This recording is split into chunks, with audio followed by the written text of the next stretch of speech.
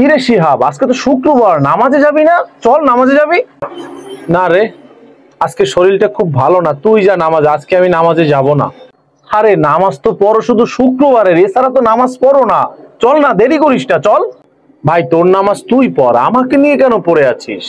আরে নামাজ শেষ করে দুজনে এসে একসাথে খাবো, চল। কেন, এমন কোনো কথা আছে নাকি যে নামাজ না পড়লে দুপুরে খাওয়া যাবে না? না, তা নেই। তার মানে তুই শুক্রবারে নামাজটা পড়বি না? আরে ভাই বললামই তো, 6টা দিন অফিস করি, একটা দিন শুধু রেস্টের সুযোগ পাই, এই শুক্রবার। শুক্রবারটা আমি একটু রেস্ট নিবো। ভাই তুই নামাজে যা, আমি ঘুমাবো। আরে নামাজটা পড়ে এসে সারা দিন তুই ঘুমা, তোকে তো কেউ মানা করবে না। চল। আরে তোরে বারবার বলতেছি ভাই, আমি আজকে নামাজে যাব না, আমি ঘুমাবো। ঠিক আছে, তুই তাহলে বাসায় থাক, আমি নামাজে গেলাম, দরজাটা লাগাই দিস। ঠিক আছে, যা তুই। নিজে নামাজ পড়বে পড়বে, মানুষকেও জ্বালায়। তুহিন ভাই আপনি কোথায়? নামাজ থেকে বের হইলাম, কেন কিছু বলবেন?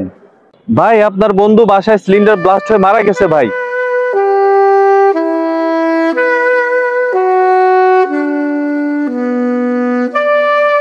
শিহাব যদি আমার সাথে আজকে নামাজে আসতো, হয়তো প্রাণটা বেঁচে যেত।